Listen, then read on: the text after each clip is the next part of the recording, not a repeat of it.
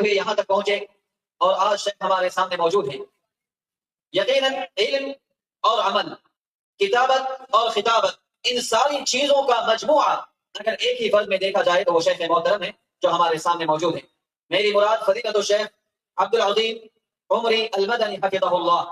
اب میں بلا کسی تاخیر شیخ کو دعوت سخن دیتا ہوں. شیخ آئیں اور اپنی بہت ہی قیمتی عنوان وقت کے فتنے اور اس کے تعلق سے جو بیانات ہوں گے انشاءاللہ ہم ضرور اسے سماعت کریں گے. اللہ رب العالمین شیخ کے علم میں اور مزید خطابت کا جو فن ہے اس میں اور بھی برکت دے اور شیخ کے خطاب سے ہمیں محظوظ اور فائدہ حاصل کرنے کی توفیق عطا فرمائے. اب ہمارے سامنے فضیلت الشیخ عبدالعظیم عمری مدنی حفظہ اللہ فلیتفضل مشکورا.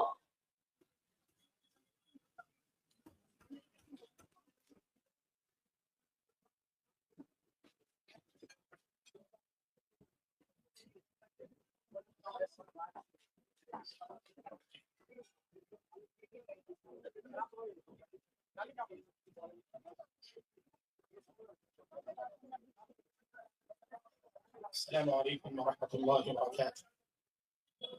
إن الحمد لله نحمده ونستعينه ونستغفره ونعوذ بالله من شرور أنفسنا ومن سيئات أعمالنا. من يهده الله فلا مضل له ومن يضلل فلا هادي له. وأشهد أن لا إله إلا الله وحده لا شريك له وأشهد أن محمدا عبده ورسوله.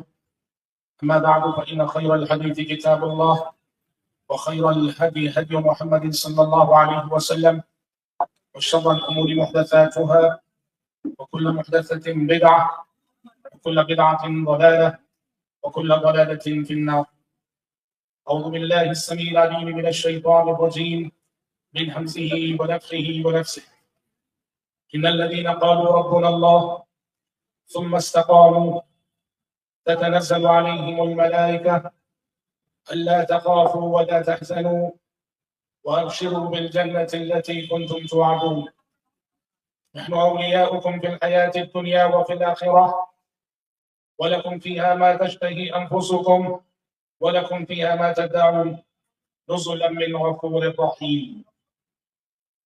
اس پیج پر تشریف فرما علماء اور عمائدین شہر، الامانات چیریٹیبل ٹرسٹ کے ذمہ داران، آج کے اس اجلاس کے معزز شرکاء اور پردہ نشین خواتین اسلام، میں سب سے پہلے شہر کلکتہ میں پہلی مرتبہ حاضر ہونے کی سعادت حاصل کرنے پر اللہ رب العزت کا شکر ادا کرتا ہوں، اور پھر میں الامانہ چیریٹیبل ٹرسٹ سے جڑے ہوئے تمام نوجوان ساتھیوں کا شکر ادا کرتا ہوں جن کی پرخلوص دعوت نے مجھے آج آپ کے درمیان حاضر ہونے کی سعادت بخشی ہے. دعا ہے کہ اللہ تبارک و تعالی ہم سب کے اس جمع ہونے اور مل بیٹھنے کو قبول فرمائے. اللہم آمین. حضرات، آج کی شام اور آج کی رات آپ بھائیوں سے گفتگو کرتے ہوئے مجھے ایک پیغام دینا، اور وہ پیغام اس عنوان میں مضمر ہے جو عنوان کے منتظمین اجلاس نے ہمیں دیا. آج مجھے بتانا ہے کہ وقت کے فتنے کیا ہیں اور ان فتنوں میں دین پر استقامت کیسے ہو، اور دین پر استقامت ہونے کی صورت میں حاصل ہونے والے فضائل کیا ہیں. میں نے سورۃ فصلت کی آیت پڑھی. اللہ تبارک و تعالیٰ نے کہا ان الذین قالوا ربنا اللہ ثم استقاموا، کہ جن لوگوں نے یہ کہا کہ ہمارا رب اللہ ہے پھر وہ اس پر جم گئے، اس پر استقامت دکھائی. تتنزل علیہم الملائکہ، ان پر آسمان سے فرشتوں کا نزول ہوتا ہے. اللہ تخافوا ولا تحزنوا، فرشتے انہیں کیا پیغام دیتے ہیں کہ ڈرو مت اور غم کرو مت. دیکھو زندگی کی لذتیں دو چیزوں کے سبب ختم ہوتی ہیں، ایک ماضی کا غم، دوسرا مستقبل کا خوف. مستقبل کے اندیشے، مستقبل کا خوف زندگی کی لذت کو ختم کر دیتا ہے، جس طرح کے ماضی میں ملے زخموں کا غم زندگی کی خوشیوں کو ختم کر دیتا ہے. اہل استقامت پر جب فرشتے نازل ہوتے ہیں تو فرشتے ان سے کہتے ہیں لا تخافوا ولا تحزنوا، تم اللہ کے خصوصی بندے ہو، تمہارا معاملہ اور سارے انسانوں سے الگ ہے، تمہاری زندگی پر حسن و ملال کے سائے نہ ہوں گے، تمہاری زندگی پر خوف کی دھوپ نہ ہوگی، چین سے رہو، سکون سے رہو۔ وابشروا بالجنۃ التي كنتم توعدون، اور اس جنت کی بشارت قبول کرو جس جنت کا وعدہ انبیاء و رسول کی زبانی تم سے کیا جاتا رہا۔ نحن اولیاؤکم فی الحیات الدنیا وفی الاخرہ، فرشتے کہتے ہیں کہ دنیا میں بھی ہم تمہارے دوست ہیں اور آخرت میں بھی ہم تمہارے دوست ہیں۔ وَلَكُمْ فِيهَا مَا تَشْتَهِي أَنفُسُكُمْ، اور جو جنت تمہاری منتظر ہے وہاں کیا کچھ ہے، کہا تمہاری من چاہی نعمتیں، من چاہی رغبتیں ہیں۔ وَلَكُمْ فِيهَا مَا تَدَّعُونَ، جو طلب کرو گے، جو مانگو گے، سب کچھ موجود ہے۔ نُزُلًا مِّن غَفُورٍ رَحِيمٍ، یہ رب رحمان اور رحیم کی جانب سے مہمان نوازی کا سامان ہے۔ محترم بھائیوں، محترم بہنوں، یہ آیت جو سورہ فصلت کی ہے، اہل استقامت کی فضیلت بتاتی ہے کہ جو اہل استقامت ہوتے ہیں، دین پر ثابت قدمی دکھاتے ہیں، اللہ رب العالمین کے پاس ان بندوں کا رتبہ اور مقام اور سارے بندوں کے مقابلے میں کچھ الگ ہے۔ استقامت ہمیں سے ہر شخص سے مطلوب ہے، ہر مسلمان سے مطلوب ہے، ہر مومن سے مطلوب ہے۔ کس چیز پر استقامت؟ دین اسلام پہ استقامت، عقیدہ توحید پہ استقامت، سنت رسول پہ استقامت، عبادت و ریاضتوں پہ استقامت، اخلاق و کردار پہ استقامت، مثالی معاشرت اور مثالی معاملات پہ استقامت، الغرض دین پر استقامت ہر مسلمان سے مطلوب ہے۔ یہ اور بات ہے کہ یہ استقامت دکھانے والے بندے ہر زمانے میں بہت تھوڑے رہے۔ اللہ نے کہا یا ایھا الذین آمنوا اتقوا اللہ حق تقاته ولا تموتن الا وانتم مسلمون، ایمان والو اللہ سے ڈرو ویسے ڈرنے کا حق، ولا تموتن الا وانتم مسلمون، اور تمہیں موت آئے تو ایمان کی حالت۔ مطلب کیا ہے کہ زندگی بھر دین پہ ایمان پہ ثابت قدم رہو، ایک سانس استقامت دکھاؤ تاکہ جب بھی موت آئے اسلام پر آئے اور ایمان پر۔ حضرات، استقامت جب ہم عزم کرتے ہیں، ارادہ کرتے ہیں، تو ہماری استقامت کو لفظ دینے والی چیز کیا جانتے ہیں؟ جو اہل استقامت ہوتے ہیں، دین پر جمے ہوئے لوگ ہوتے ہیں یا دین پر جمنا چاہتے ہیں، ان کے آگے سب سے بڑا چیلنج کیا جانتے ہیں؟ سب سے بڑا چیلنج وہ فتنے ہیں جو فتنے کے اہل استقامت کے پائے ثبات میں لفظش پیدا کرنا چاہتے ہیں۔ اسی لیے ہم سب کو دین پر استقامت کے ساتھ ساتھ فتنوں سے ہوشیار رہنا، فتنوں سے چوکنا رہنا، اس لیے کہ فتنہ وہ چیز ہے جو کبھی بھی ہم سے ہماری استقامت کو چھین سکتی ہے۔ فتنوں کے سبب کبھی بھی ہمارا قدم صراط مستقیم سے بہک سکتا ہے، بھٹک سکتا ہے۔ اسی لیے پیارے نبی صلی اللہ علیہ وسلم اپنے جلیل قدر صحابہ کو جو اہل استقامت میں سر پہلے آتے ہیں، بار بار نصیحت کرتے تھے کہ فتنوں سے پناہ مانگتے ہو۔ آپ نے کہا تعوذوا باللہ من الفتن، تعوذوا باللہ من الفتن ما ظہر منها وما بطن۔ آپ نے صحابہ سے کہا اے میرے صحابہ، اے میرے ساتھیوں، دین پر جمے ہوئے ہو، دین پہ قائم ہو، دین پر عمل کر رہے ہو، ہوشیار، تمام ظاہری باطنی فتنوں سے اللہ کی پناہ مانگتے رہو۔ جب آپ نے یہ کہا تو صحابہ کرام جو مجلس میں تھے سب نے ایک زبان ہو کے کہا نعوذ باللہ من الفتن ما ظہر منها وما بطن، کہ ہم تمام ظاہری اور باطنی فتنوں سے اللہ کی پناہ چاہتے ہیں۔ اور فتنوں سے بچنا یہ اتنا ضروری ہے کہ شریعت نے ہر نماز میں ہمیں یہ دعا سکھائی۔ جب ہم تشہد میں بیٹھتے ہیں تو پڑھتے ہیں وَأَعُوذُ بِكَ مِن فِتْنَةِ الْمَحْيَا وَالْمَمَاتِ، اے اللہ دنیا اور آخرت کے فتنوں سے ہمیشہ اپنے حفظ و امان میں ہمیں رکھ۔ اور آپ نے اپنے جلیل قدر صحابہ سے بھی فرمایا بادروا بالاعمال فتنا، کہا کہ جب تک امن ہے، عافیت ہے، فتنوں کے آنے سے پہلے عمل کر لو، کہ جب فتنے آ جائیں گے تو عمل کرنا چاہو گے، عمل کا موقع نہیں ملے گا، وہ خشوع خضوع باقی نہ رہے گا، وہ جستجو باقی نہ رہے گی فتنوں کے آنے کے بعد۔ اس لیے کہا جب تک عافیت کے ایام ہے، امن کے ایام ہے، عمل کرنے میں جلدی کر لو، بادروا بالاعمال فتنا۔ اور آپ دیکھیے نا احادیث میں آپ صلی اللہ علیہ وسلم نے یہ وقت کے آنے والے فتنوں کو سمجھانے کے لیے آپ صلی اللہ علیہ وسلم نے 3 مثالیں دی۔ فتنوں کا تسلسل جو اس امت میں آئے گا، فتنے جو پیدا پر اس امت میں آئیں گے، آپ صلی اللہ علیہ وسلم نے اس احادیث میں 3 مثالوں کے ذریعے سے سمجھایا۔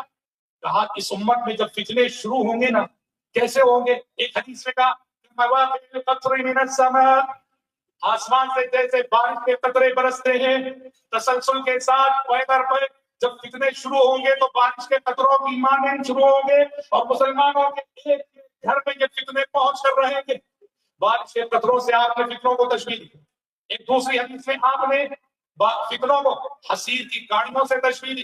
جس طرح ایک حصیر ہوتی ہے، حصیر کی اگر ایک گاڑی نکل رہی تو سمجھو اب پیچھے پیچھے تسلسل کے ساتھ ساری گاڑیاں نکلتی جائیں گی، اب وہ حصیر نہ رہے. بارش کے قطروں سے تشبیہ دی گئی فتنوں کو، حصیر کی گاڑیوں سے تشبیہ دی گئی فتنوں کو. اور تیسری حدیث میں اندھیری رات کی سیاہ ٹکڑیوں سے تشبیہ دی گئی فتنوں کو. مسلم کہا گیا، کہا کہ عمل کر لو ان فتنوں کے آنے سے قبل جو اندھیری رات کی سیاہ ٹکڑیوں کی مانند تاریک ہوں گے. حضرات، یہ جو پیشن گوئی کے طور پر آپ صلی اللہ علیہ وسلم نے فرمایا تھا کہ اس امت میں فتنے بارش کے قطروں کی مانند، حصیر کی گاڑیوں کی مانند، اندھیری رات کی سیاہ ٹکڑیوں کی مانند نمودار ہوں گے، اس کا آغاز جانتے ہیں کب سے ہوا؟ اس کا آغاز امیر المومنین عمر بن خطاب رضی اللہ عنہ کی شہادت سے ہوا. جب ابو لولو فیروز المجوسی نے عمر بن خطاب رضی اللہ عنہ کو نماز فجر میں چھرا گھونم دیا تھا، اس نے امیر المومنین کے پیٹ میں چھرا گھونما اور امیر المومنین کی شہادت ہوئی، تو یہاں سے فتنوں کا وہ دروازہ کھلا جو دروازہ آج تک بند نہیں ہوا. تو یوں کہیے کہ اسلام میں جو آپ صلی اللہ علیہ وسلم کی کہی گئی پیشن گوئیوں کا آغاز جو فتنوں کی شکل میں ہوا، حضرت عمر بن خطاب رضی اللہ عنہ کی شہادت سے ہوا. حدیث ہے عمر بن خطاب رضی اللہ عنہ نے صاحب السر رازدار رسول حذیفہ بن یمان رضی اللہ عنہ سے ایک مرتبہ پوچھا تھا، کہا کہ تم میں سے کون فتنوں کے سلسلے میں پیارے نبی کی حدیث کو جانتا؟ اور حضرت عمر کے پوچھنے کا مطلب اور مقصد یہی تھا کہ مجلس میں حذیفہ بن یمان موجود تھے، اور حذیفہ بن یمان رازدار رسول ہے، صاحب السر ہے. پیارے نبی نے انہیں فتنوں سے متعلق بہت ساری باتیں، بہت ساری احادیث، بہت ساری پیشن گوئیاں سنا رکھی تھی. تو حضرت عمر کے سوال کرنے کا مقصد بھی حذیفہ بن یمان ہی تھی. حضرت عمر نے کہا، تم میں سے کس نے فتنوں کے سلسلے میں پیارے نبی کی پیشن گوئی سن رکھی؟ حذیفہ بن یمان نے کہا، امیر المومنین میں نے سنی ہے. آپ نے کہا، فتنۃ الرجل فی اہلہ ومالہ تکفرہ الصوم والصلاۃ والصدقہ، کہ آدمی اپنی فیملی لائف میں جن فتنوں سے گزرتا ہے، روزے ان فتنوں کا کفارہ بن جاتے ہیں، نمازیں ان فتنوں کا کفارہ بن جاتی ہے، صدقہ ان فتنوں کا کفارہ بن جاتا ہے. تو حذیفہ عمر بن خطاب رضی اللہ عنہ نے کہا، میں ان چھوٹے فتنوں کے بارے میں نہیں پوچھ رہا ہوں، میں تو اس فتنے کے بارے میں پوچھ رہا ہوں التی تموج کموج البحر. میں ان فتنوں کے بارے میں پوچھ رہا ہوں کہ جو فتنے سمندر کی موجوں کی مانند موجیں ماریں گے، موج مارتے ہوئے فتنے، سمندر کی موجوں کی مانند اضطراب رکھنے والے فتنے، اس کے سلسلے میں کوئی حدیث تم نے سنی ہو حذیفہ؟ حذیفہ نے کہا رضی اللہ عنہ، امیر المومنین آپ کو ان فتنوں کے سلسلے میں پریشان ہونے کی ضرورت نہیں، اس لیے کہ آپ کے اور ان فتنوں کے درمیان ایک مضبوط بند دروازہ ہے. آپ کے اور ان فتنوں کے درمیان ایک مضبوط بند دروازہ ہے، اس لیے آپ کو پریشان ہونے کی ضرورت ہے. حضرت عمر نے پوچھا، حذیفہ وہ جو دروازہ ہے میرے اور ان فتنوں کے درمیان، یہ کھولا جائے گا یا توڑا جائے گا؟ حذیفہ بن یمان نے کہا، امیر المومنین وہ دروازہ تو کھولا نہیں، توڑا جائے گا. حضرت عمر نے کہا، اچھا وہ دروازہ توڑا جائے گا تو پھر قیامت کی صبح تک وہ بند نہیں ہونے والا. دونوں کی گفتگو استعارے، کنایوں اور اشاروں میں ہو رہی تھی، دونوں ایک دوسرے کا مطلب سمجھ رہے تھے. حضرت عمر بن خطاب رضی اللہ عنہ حذیفہ بن یمان کا مقصود سمجھ رہے تھے، اور حذیفہ بن یمان حضرت عمر کا مقصود سمجھ رہے تھے، اس لیے کہ توڑے جانے والے دروازے سے مراد کون ہے؟ توڑے جانے والے دروازے سے مراد حضرت عمر کی شہادت. اس لیے حذیفہ بن یمان سے پوچھا گیا کہ جب آپ نے حضرت عمر کو یہ حدیث سنائی تو کیا حضرت عمر جانتے تھے کہ توڑا جانے والا دروازہ وہ خود ہے؟ تو حذیفہ بن یمان نے کہا، ہاں حضرت عمر کو اتنا یقین تھا کہ توڑا جانے والا دروازہ وہ خود ہے، اور ان کی شہادت ہے جیسے آج کے بعد کل کے آنے پر یقین تھا. حضرت عمر کو اتنا یقین اس بات پہ تھا کہ توڑا جانے والا دروازہ وہ خود ہے، یعنی حضرت عمر کی شہادت. یہاں سے بھائیو حضرت عمر کی شہادت سے وہ دروازہ کھل گیا جو ہمیشہ کے لیے کھل گیا، اور جہاں سے فتنے پے در پے تسلسل سے یکے بعد دیگرے اس امت میں آتے چلے گئے، اور آج بھی اور آج ہماری اور آپ کی زندگی اگر دیکھیں، ہم نے جس دور میں آنکھ کھولی ہے، فتنوں سے بھری ہوئی زندگی، فتنوں سے بھری ہوئی دنیا، فتنوں سے بھرا ہوا ماحول، فتنوں سے بھرے ہوئے حالات. آج फितरों से भरे हुए हालात एक दीनदार मोमिन के सामने बड़े चैलेंजेस बने। आप अगर खुली आंख से देखेंगे कितने फितरे हमारे और आपके सामने। मुहद्दिसीन ने सदियों कबल जो हदीसें पेशिंगोई के तौर पर जिक्र की थी कि मुस्तकबिल में ऐसा होने वाला है, मुस्तकबिल में ऐसा होने वाला है, वो सारी चीजें आज हो चुकी हैं और आज हम उन फितनों को जी रहे हैं। चंद एक मिसालें, क्या है वो फितने जो हम जी रहे हैं, जो आज से सदियों कबल न थे या पेशिंगोई के तौर पर जिक्र किए जाते थे, और आज हमारी वो नस्ल है कि वो उन फितनों को जी रही है। आप सल्लल्लाहु अलैहि वसल्लम ने हदीस में इस उम्मत में शिर्क के फितने के लौटने की पेशिंगोई फरमाई कि ये उम्मत शिर्क की तरफ लौटे, ये उम्मत फिर से गड़े हुए बुतों को जिंदा करे। आप सल्लल्लाहु अलैहि वसल्लम ने पेशिंगोई करते हुए फरमाया था। प्यारे नबी की बैसत के बाद जजीरे अरब शिर्क से यूं पाक हुआ कि आप सल्लल्लाहु अलैहि वसल्लम ने हदीस में फरमाया था, इन्न शैतान क़द अयसा मिन यअबुदहुल मुसल्लून फी जज़ीरतिल अरब। कहा कि मेरी बैसत के बाद जजीरे अरब शिर्क से यूं पाक हो चुका है, अब शैतान मायूस हो चुका है कि अब दोबारा फिर कभी वो जजीरे अरब में शिर्क की साबिता ताकत को लौटा नहीं सकता। लेकिन वही आप सल्लल्लाहु अलैहि वसल्लम ने ये भी पेशिंगोई फरमाई थी। आपने कहा क़यामत उस वक्त तक कायम न होगी, आपने कहा जब तक के कबीले दौस की औरतें ज़िलखुलसा नामी बुत का तवाफ करने न लग जाए। कबीले दौस अरब का बहुत कदीम कबीला, हज़रत अबू हुरैरा उसी कबीले के थे। आपने कहा कि कबीले दौस की औरतें, मतलब ये हुआ शिर्क का फितना लौटेगा तो उसमें मर्दों से आगे सबसे आगे आगे औरतें होंगी। शैतान बहुत आसानी से हमारी खवातीन को बहकाने में कामयाब हो जाता। इसलिए आप देखना जो मराकज़ शिर्क होते हैं वहां काले बुर्के ज्यादा नजर आएंगे, बुर्कापोश खवातीन बहुत नजर आएंगी वहां जो मराकज़ शिर्क। आपने कहा कि क़यामत उस वक्त तक कायम न होगी जब तक के कबीले दौस की औरतें ज़िलखुलसा नामी बुत का तवाफ करने न लग जाए। ज़माने जाहिलियत का कदीम बुत, मतलब यह है कि गड़े हुए बुत दोबारा जिंदा कर लिए जाए। शिर्क के लौटने का फितना आपने पेशिंगोई फरमाई। और भाइयों आज इस फितने को हम जी रहे। मुसलमानों की सूरत हाल क्या? मुसलमानों की सूरत हाल वो है जो रब ने फरमाई, वमा युमिनु अक्सरुहुम बिल्लाहि इल्ला वहुम मुशरिकून, कि ये लोग अल्लाह पर ईमान रखते भी हैं तो शिर्क के साथ, ये अल्लाह पर ईमान रखते भी हैं तो शिर्क की मिलावट के साथ। ये आयत आज से 1400 साल पहले अहले मक्का के सिलसिले में कही गई थी, जो अफसोस के साथ कहना पड़ता है कि आज के हम जैसे नाम निहाद मुसलमानों पे बहुत सारी आती है, वमा युमिनु अक्सरुहुम बिल्लाहि इल्ला वहुम मुशरिकून। आपने पेशिंगोई फरमाई कि इस उम्मत में इनकार हदीस का फितना जन्म लेगा, बड़े बड़े मुनकिरीन हदीस पैदा होंगे। आपने पेशिंगोई फरमाई, आपने कहा अला इन्नी ऊतीतुल कुरआन व मिस्लहु माअहु अला युशिकु रजुलन शबआन अला अरीकति यक़ूलु अलैकुम बिहादल कुरआन फमा वजदतुम फीहि मिन हलालिन फअहिल्लुहु वमा वजदतुम फीहि मिन हरामिन फहर्रिमुहु।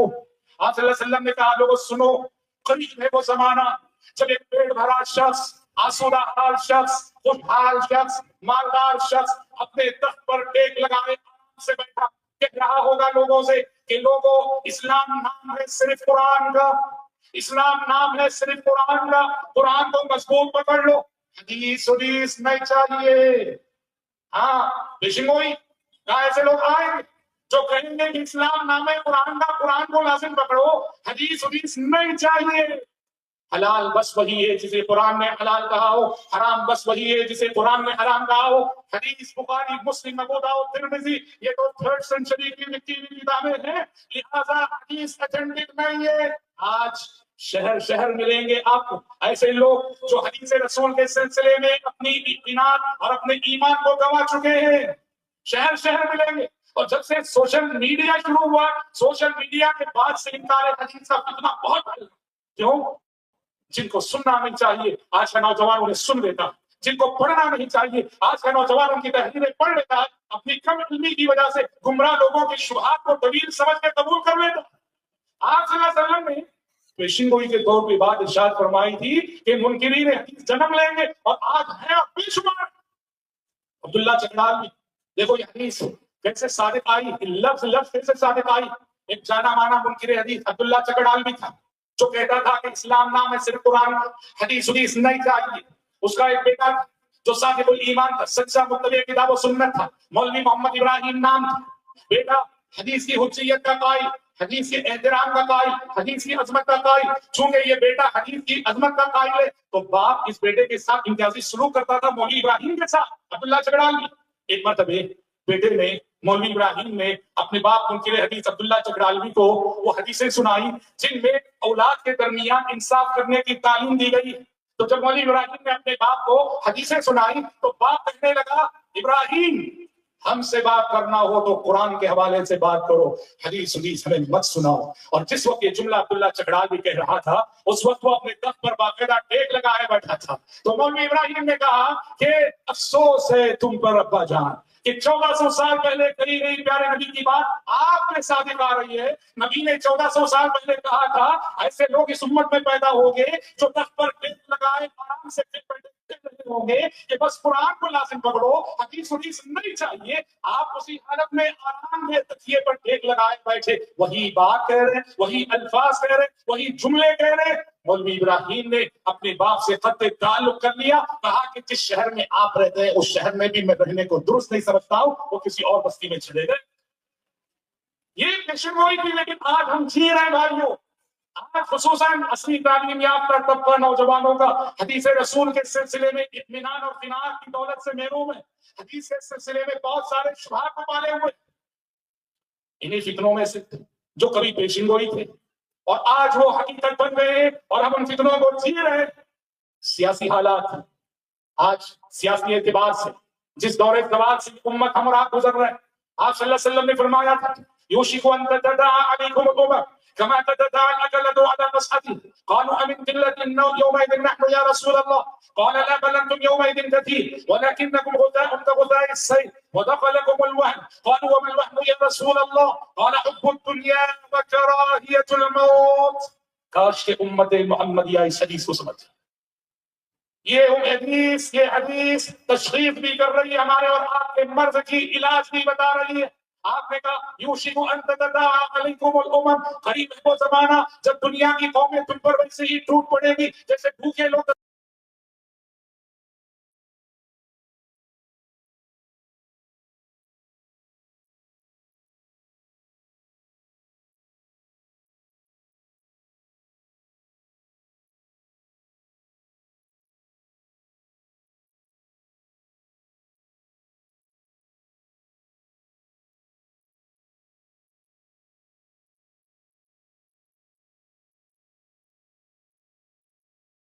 جاؤ گے اور تمہاری حیثیت جو سیلاب کے پانی میں، سمندر کے پانی میں جو جھاگ اور کف آتا ہے وہ تمہاری وہ حیثیت ہو جائے گی اور وہن داخل ہو جائے گا. پوچھا گیا وما الوهن یا رسول اللہ، اللہ کی میری وہن سے مراد کیا ہے؟ آپ نے کہا حب الدنیا وکراہیۃ الموت، دنیا کی محبت، دنیا کا عشق، دنیا کا دنیا سے پیار اور موت سے نفرت کرنا.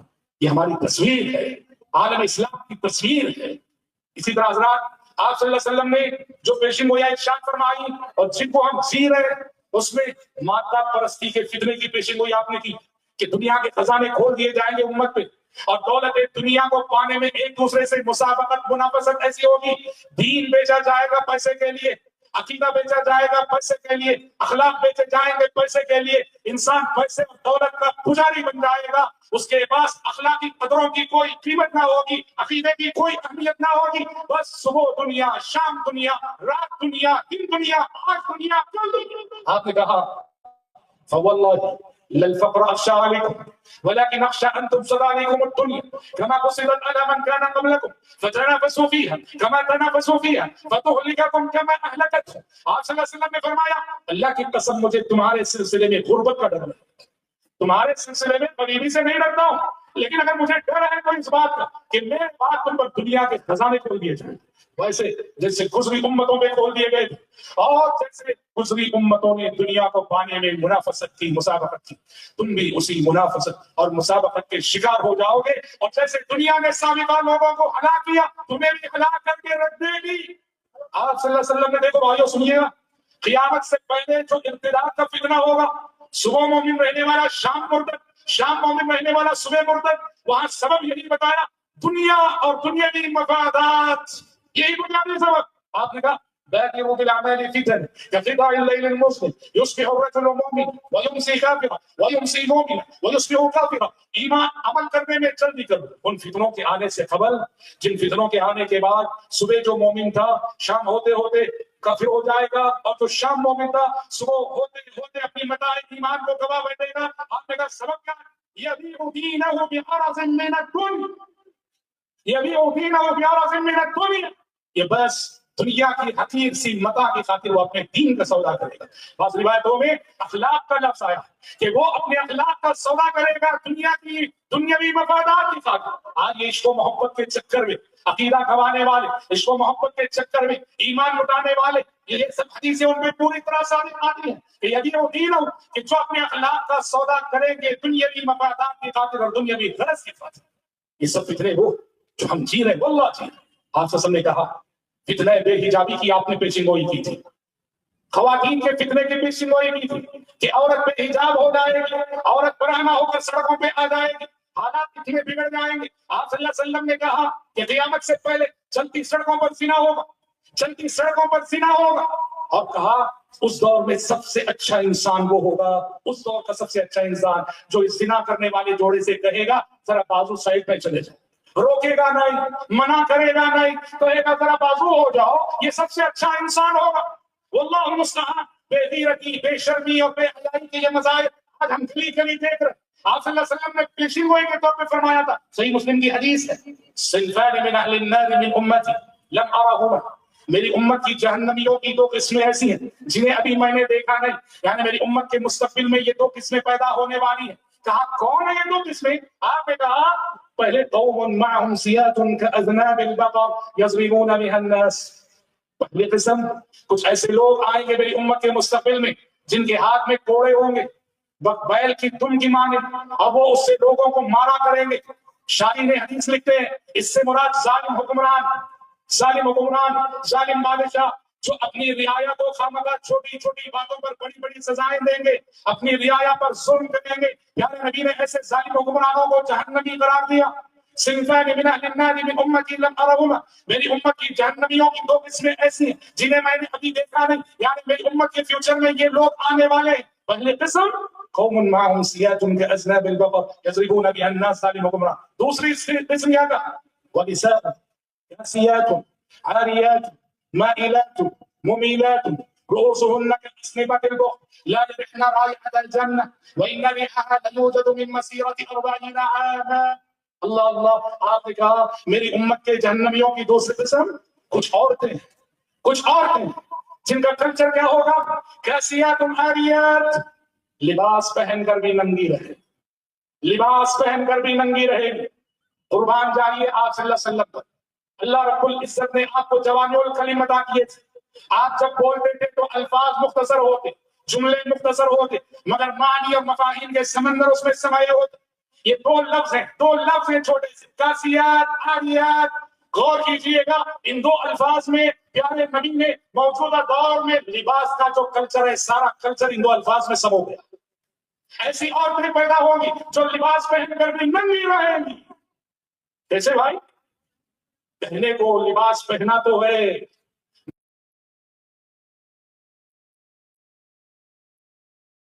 کاسیات عاریات.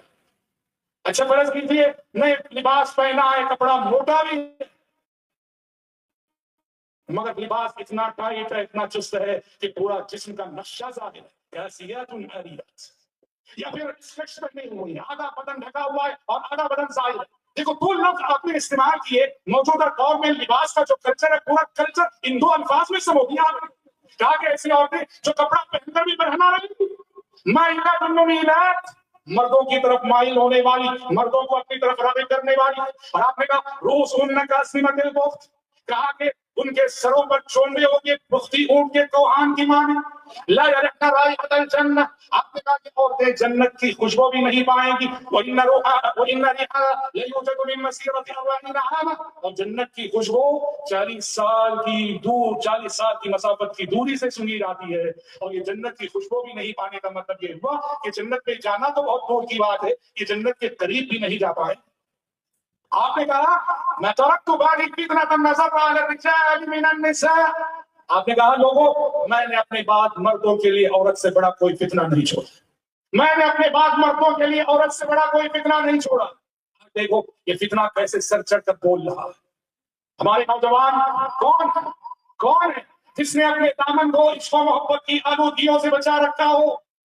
موجودہ صورتحال تو یہ ہے کہ ہم ہوئے تم ہوئے کہ میر ہوئے، ہم ہوئے تم ہوئے کہ میر ہوئے، اس کی زلفوں کے سب اسیر ہوئے۔ اخلاق کی حفاظت، کردار کی حفاظت، جوانی کی حفاظت، اچھے دیندار نوجوان بھی یہاں بڑے کمزور واقع ہوئے۔ توڑ سکتی نہیں تقوی کو میرے کوئی صدا، توڑ سکتی نہیں تقوی کو میرے کوئی صدا، شرط یہ ہے کہ وہ بازیب کی جھنکار نہ ہو۔ محترم بھائیوں اور محترم بہنوں، میں کتنی مثالیں دوں۔ احادیث میں آپ نے 1400 سال پہلے جو پیشی کو آج ہم جی رہے، آپ نے کہا دیکھیے قیامت اس وقت تک قائم نہ ہوگی جب تک کہ 30 دجال اس امت میں پیدا نہ ہو۔ 30 دجال کا کلہم یزعم انہ نبی، اور 30 میں سے ہر شخص یہ دعویٰ کرے گا کہ میں نبی ہوں۔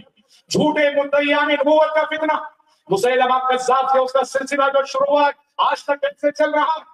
نئے چہرے، مرزا غلام احمد قادیانی کے بعد خود ہمارے ملک میں دیکھ لو کتنے مدعیان نبوت اٹھ کھڑے ہوئے۔ شکیل بن حنیف کا فتنہ کیسے پھیل رہا، اور بھولے بھالے نوجوان نعوذ باللہ کیسے اس فتنے کی زد میں آ رہے۔ کہنا یہ ہے کہ سماج اور معاشرہ فتنوں کی آگ میں چل رہا ہے۔ یہ آگ بجھے تو کیسے بجھے؟ ہم اپنے آپ کو، اپنی نسلوں کو ان فتنوں سے بچائیں تو کیسے بچائیں؟ یاد رکھنا کہ فتنوں سے بچانے والی چیز علم سمجھتے؟ آپ جس قدر کتاب و سنت کا پہنا علم رکھیں گے، علم سے جڑیں گے، علماء سے جڑیں گے، علم ہے جو آپ کو فتنوں سے بچاتا۔ ابھی میں نے گفتگو کے آغاز میں وہ حدیث سنائی جس میں پیارے نبی نے حضرت عمر کی شخصیت کو فتنوں کے آگے ایک مضبوط دروازے کے طور پہ پیش کیا تھا کہ جب تک عمر موجود ہے، جب تک عمر موجود ہے اس امت میں فتنے نہیں آئیں گے۔ آپ نے فرمایا سبب کیا جانتے ہیں؟ حضرت عمر کا علم۔ آپ وہ حدیث سنی، آپ سب نے خواب دیکھا کہ آپ دودھ پی رہے ہیں، اور آپ نے دودھ پینے کے بعد وہ دودھ کا پیالہ، دودھ کا برتن عمر بن خطاب پتا، عمر بن خطاب دودھ پینے لگے، یہاں تک کہ وہ خوب سیراب ہو گئے اور سیرابی ان کے ناخنوں سے بہنے لگی۔ صحابہ نے پیارے نبی سے تعبیر پوچھی، اللہ کے نبی خواب کا مطلب کیا؟ کہ دودھ آپ نے پیا اور آپ نے پینے کے بعد یہ پیالہ عمر بن خطاب کو عطا کیا، اور عمر بن خطاب اتنا سیر ہوا کہ سیرابی ناخنوں سے بہنے لگے۔ آپ صلی اللہ علیہ وسلم نے کہا اس خواب کی تعبیر علم سے۔ عمر بن خطاب رضی اللہ عنہ کے خصوصی علم کی آپ صلی اللہ علیہ وسلم سارے صحابہ کو اللہ نے وہ علم عطا کیا، پر عمر بن خطاب کا علم کچھ الگ ہی تھا۔ یہی ہے وجہ کہ آپ نے بخاری کی حدیث میں فرمایا كان في من كان قبلكم ناس محدثون، کہ پچھلی امتوں میں کچھ الہامی شخصیتیں ہوا کرتی تھی، اس امت میں اگر کوئی الہامی شخصیت ہے تو وہ عمر بن خطاب، اور یہی وجہ ہے کئی مرتبہ ان کے مشوروں کے مطابق آسمان سے وحی نازل ہوتی تھی، اللہ نے ان کو استقامت فہم، اصابت رائے سے نوازا تھا، دور اندیشی ایسی، فراست ایسی۔ ان کے فرزند ابن عمر کہتے ہیں میں نے اپنے والد کو جب بھی زندگی میں انی اظن کہتے ہوئے سنا کہ میں سمجھتا ہوں، میرا گمان ہے کہ میٹر ایسا ہوگا۔ ابن عمر کہتے ہیں کہ پوری زندگی میں کبھی میرے والد کا گمان غلط ہوا ہو مجھے یاد نہیں پڑتا، جب بھی وہ انی اظن، میرا گمان یہ ہے، ہمیشہ معاملہ ویسی ہوتا تھا جیسے میرے ابو کہتے تھے۔ تو عمر بن خطاب کی جو حیثیت تھی کہ آپ نے کہا جس گلی سے عمر گزر جائے اس گلی سے شیطان نہیں گزرتا، عمر بن خطاب کا علم۔ اس سے بھائیوں اپنے آپ کو اور اپنی آنے والی نسلوں کو فتنے کی اس آگ میں جھلسنے سے بچانا چاہتے ہو، علم فاعلم انه لا اله الا الله قل هل يستوي الذين يعلمون والذين لا يعلمون۔ علم حاصل کرو، صرف اس کتاب و سنت کا، اس کے بعد دنیاوی علوم بھی حاصل کرو، اس سے کوئی روک نہیں۔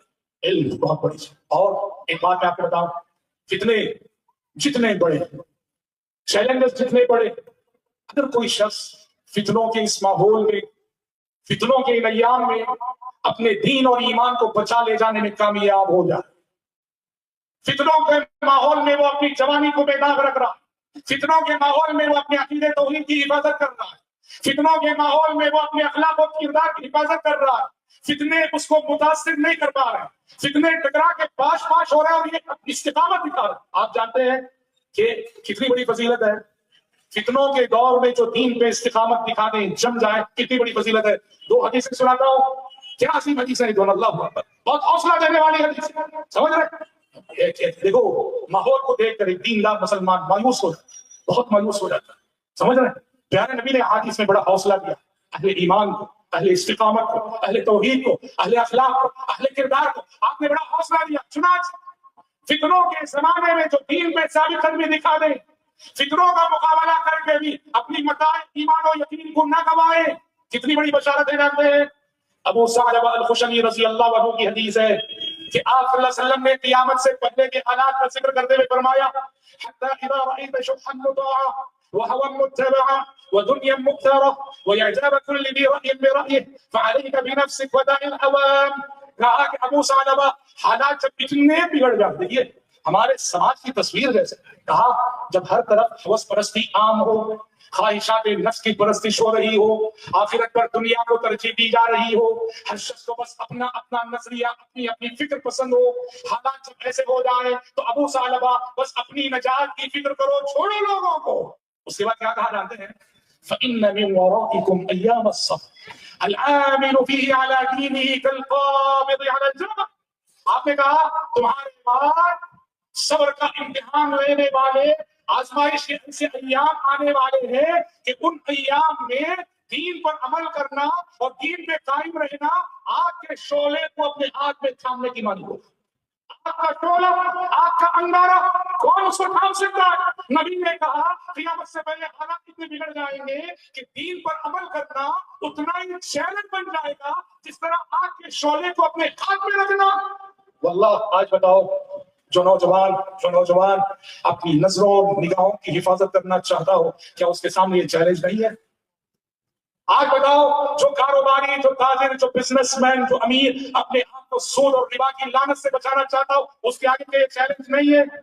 العامل فیہ علی دینہ کالقابض علی الجمر، کہ دین پر عمل کرنا اتنا ہی مشکل ہو جائے گا جتنا مشکل کے آگ کے انگارے کو ہاتھ میں تھامنا اور آگ میں رکھنا. لیکن کیا کہا جاتا ہے آپ سے سنیں؟ للعامل فی اجر 50 رجلا، للعامل فی اجر 50 رجلا.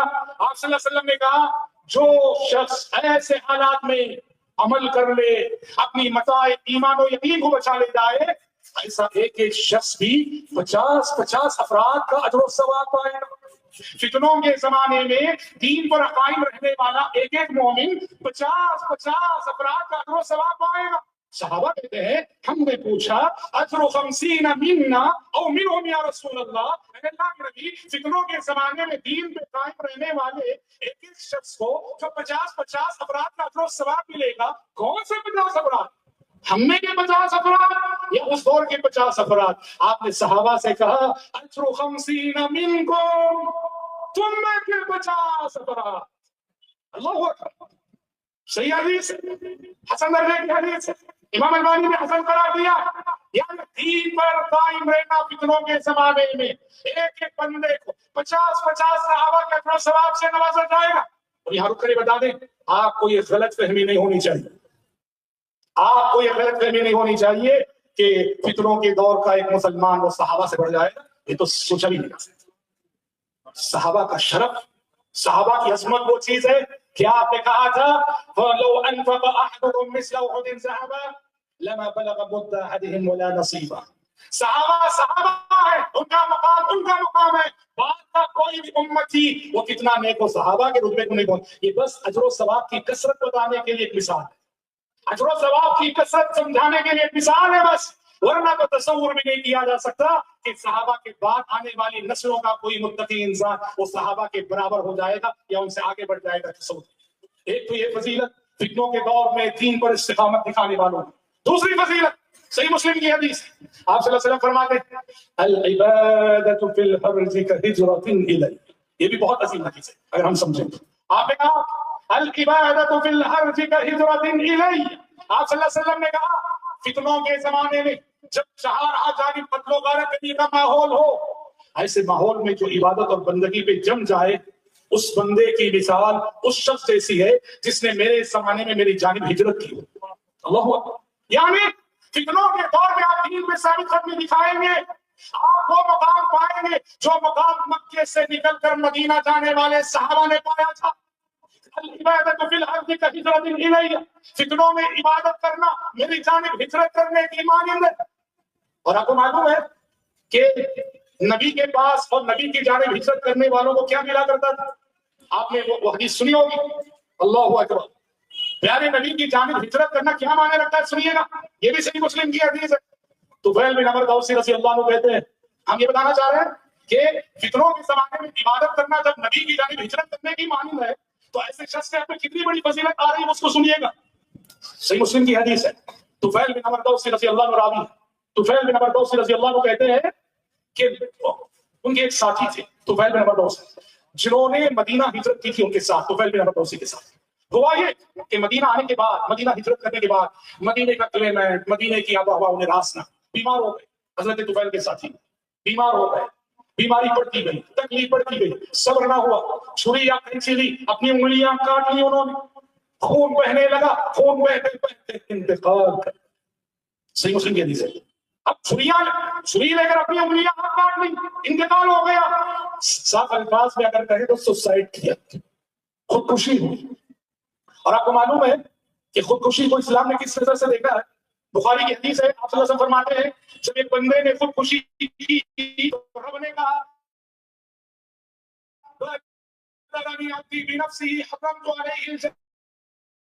کرتی ہے. صحیح بخاری کی حدیث ہے من قتل نفسه بحديدة فحديدته في يده يتوجه بها في بطنه في نار جهنم خالدا مخلدا فيها ابدا. جو شخص کسی ہتھیار سے خودکشی کرتا ہے سوسائڈ کرتا ہے کل جہنم میں اس حال میں ہوگا. وہ ہتھیار اس کے ہاتھ میں ہوگا وہ چھری اس کے ہاتھ میں ہوگی. وہ اپنے آپ کو چھری سے عذاب دے رہا ہوگا. اپنے پیٹ میں وہ چھرا گھونپ رہا ہوگا تڑپ رہا ہوگا اور ایک طویل مدت اسی حالت میں جہنم میں جلے گا. وہی غلطی طفیل بن عمرو دوسی کے دوست سے ہو گئی. نبی کے رہتے ہوئے انگلیاں کاٹ لی خون بہ کے انتقال کر گئے. حضرت طفیل بن عمرو دوسی رضی اللہ عنہ اس واقعے کے بعد اس حادثے کے بعد بہت دکھی رہنے لگے غم زدہ رہنے لگے کہ میرا عزیز دوست ایمان لانے کے بعد ہجرت کرنے کے بعد اتنی بڑی غلطی کر کے دنیا سے گیا کہ اس نے خودکشی کر دی. بہت دکھی اور غم زدہ رہنے لگے. تو اللہ رب العزت نے طفیل بن عمرو دوسی رضی اللہ عنہ کو خواب دکھایا. کیا دیکھا حضرت طفیل نے خواب میں؟ حضرت طفیل نے خواب میں اپنے اس دوست کو دیکھا کہ بہت اچھی حالت میں کھڑے ہوئے ہیں. بس جو ہاتھ جس ہاتھ کی انگلیاں کاٹنی تھی اس ہاتھ کو ڈھکے ہوئے ہیں. حضرت طفیل نے پوچھا اپنے اس دوست سے میرے بھائی خودکشی کر کے دنیا سے گئے تھے اللہ نے تمہارے ساتھ کیا معاملہ کیا؟ انہوں نے جواب دیا ہاں سچ ہے کہ خودکشی کر کے دنیا سے گیا تھا لیکن غفر لی بہجرتی چونکہ میرے نامہ اعمال میں ہجرت جیسی نیکی تھی. ہجرت کی نیکی کے بدلے اللہ نے مجھے معاف کر دیا.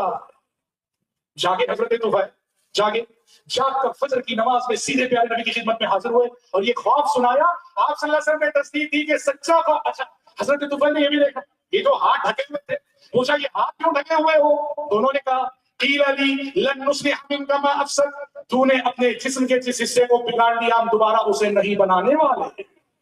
حضرت طفیل نے جب نماز فجر میں پیارے نبی کو یہ بات بتائی آپ نے تصدیق کی کہ خواب سچا خواب ہے اور پھر آپ نے دعا کی اللہم ولیدیہ فاغفر اے اللہ اپنے اس بندے کے ہاتھوں کو بھی معاف کر. مغفرت ہو گئی. دیکھو خودکشی جیسا گناہ معاف ہوا کس نیکی کے بدلے؟ انہوں نے جو مدینہ ہجرت کی تھی اس نیکی کے بدلے. ہجرت اتنی بڑی نیکی تھی. فتنوں کے زمانے میں رب کی عبادت کرنے والا یہی مقام پائے گا. العبادۃ فی الحرج کہجرۃ. یہ بہت بڑی بشارت ہے یہ بہت بڑی خوشخبریاں. کہنا یہ ہے محترم بھائیو ہماری ذمہ داری بہت عظیم ہے.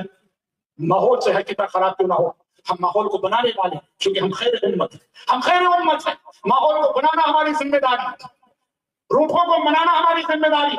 دشمن کو دوست بنانا ہماری ذمہ داری. نفرت کرنے والوں سے محبت کرنا ہماری ذمہ داری.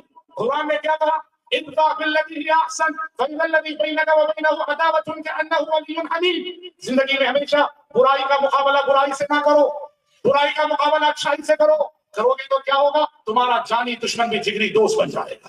یہ شریعت نے ہمیں اخلاق دیے ہیں، یہ مزاج ادا کیا ہے. ہمیں چاہیے کہ ہم خود دین پر استقامت دکھائیں اور اپنے آنے والی نسلوں کی فکر کریں. رب العزت سے میں دعا کرتا ہوں کہ پروردگار عالم مجھ کہنے والے کو، آج سبھی سننے والوں کو اللہ وقت کے ہر چھوٹے بڑے فتنے کا مقابلہ کرنے کا حوصلہ نصیب فرمائے، ہمت نصیب فرمائے. اللہ ہم سب کو دین پر استقامت نصیب فرمائے، کلمہ توحید لا الہ الا اللہ پر اللہ ہم سب کو کا خاتمہ فرمائے. اللہم آمین. میں گفتگو کے اختتام پر پھر سے ایک مرتبہ الامانت چیریٹیبل ٹرسٹ کے تمام ہی ذمہ دار نوجوان ساتھیوں کا شکر ادا کرتا ہوں کہ وہ سبب بنے آج آپ کی اور ہماری ملاقات کا. آپ سبھی بھائیوں کا شکریہ، سبھی بہنوں کا شکریہ.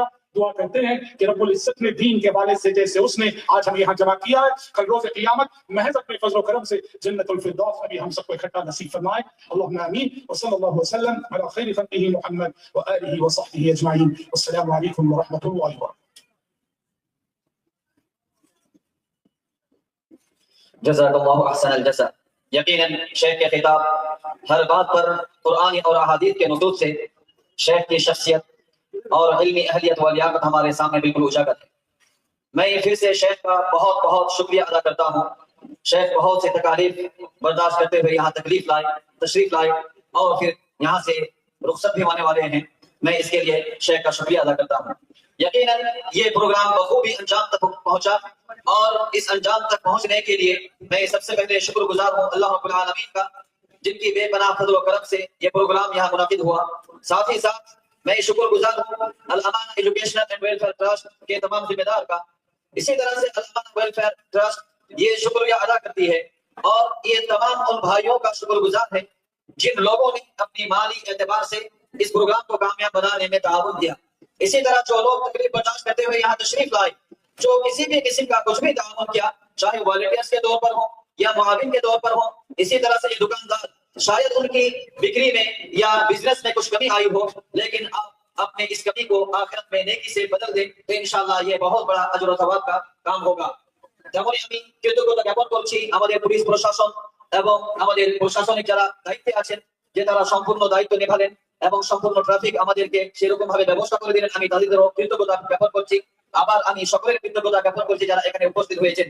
मैं शुक्रिया अदा करता हूँ तमाम सामीन, तमाम खवातीन का, तमाम वॉलंटियर्स का, तमाम मुआविनीन का, तमाम दुकानदार का. अल्लाह रब्बुल आलमीन हमारे यहाँ शरीक होने को कबूल फरमाए और अल्लाह रब्बुल आलमीन हमें जन्नतुल फिरदौस में इसी तरह से यकजा करे. आमीन. सुब्हानक अल्लाहुम्मा व बिहम्दिका अशहदु अन ला इलाहा इल्ला अंता अस्तगफिरुका व अतूबु इलैक. अस्सलामु अलैकुम व रहमतुल्लाहि व बरकातुहू.